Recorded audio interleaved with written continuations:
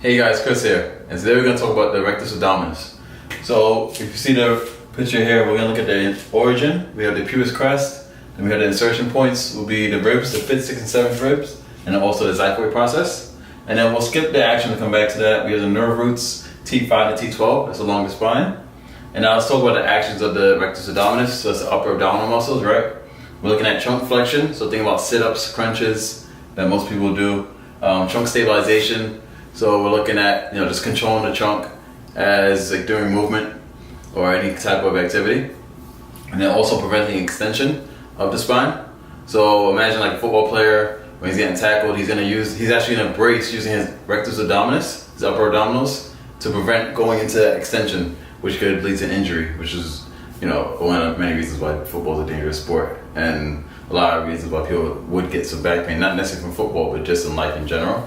Okay, so now let's talk about one of the exercises that we do for the rectus abdominis. I like to use the upper abdominal crunch with the Swiss ball. The reason I like to do that is because when you do a crunch from the floor, remember you're not allowed to go all the way back because you can't get full extension of your spine, which is 35 to 70 degrees depending on each person. You should have at least 35 to 70 degrees range of motion in your spine though for a healthy spine.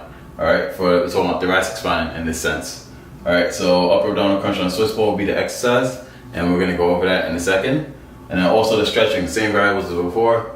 I'll show you the stretch in a second as well. So 20 seconds pre-workout, and 30 to 60 seconds if we're looking to, again, increase the length of the muscle. And just remember, don't do the 30 to 60 seconds before the exercise. Alright, so now we're going to go over the stretch for the upper abdominals, and then also the upper abdominal crunch on a Swiss ball. Alright, so we'll start with the upper abdominal stretch from the rectus abdominis. Alright, so I'll use the ball here, start seated, and walk it down. I like to have the legs straight on this one, so toes up, heels onto the floor. Ideally get the belly button into the middle of the ball, and then just open up. Nice diaphragmatic breathing here, so breathing into the stomach nice and deep. If you want a deeper stretch, you just walk it back.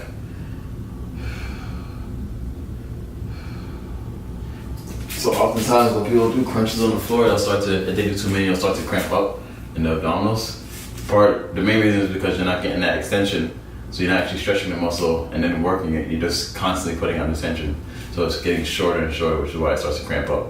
If you do it on a ball like we're about to do now, you won't cramp up as much, but if you do, just go ahead and grab a ball and then do the stretch. So now I'll show you how to do the actual crunch. So again, start it the same way. Walk it down. And you want to make sure you have the tailbone, so sacrum, on the ball, and then get the entire spine on the ball, so the back of the head as well.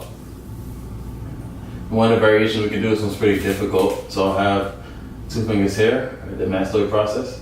I'm going to go ahead and inhale.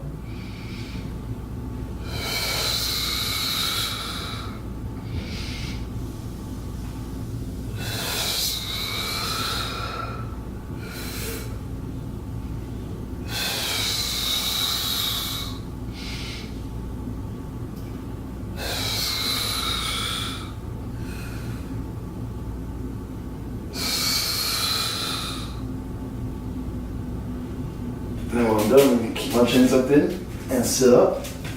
So with that exercise, I'm getting that neck flexion, so I'm working the neck flexors, and then also the trunk flexion, so I'm working the upper abdominals. So just remember, I'm working the entire flexor chain when I work on this, on the ball here. On the floor, well, most people hold the head, so you're gonna weaken your neck muscles anyway, create more of an imbalance, get some of that forward head posture going on, just from weakening these muscles, and then you're gonna weaken here and lengthen them. Right, so you want to strengthen these muscles to help you bring your head back to here. So most of society's problems is that kyphotic posture due to that weaker like neck flexors and improperly trained upper abdominal muscles. By doing it on the ball, you get the full 35 to 70 degrees range of motion going backwards, and then 35 degrees going up. Okay. If you have any questions or comments, feel free to check out the comment section below. Also, check out the website, dekhana.com. Thanks.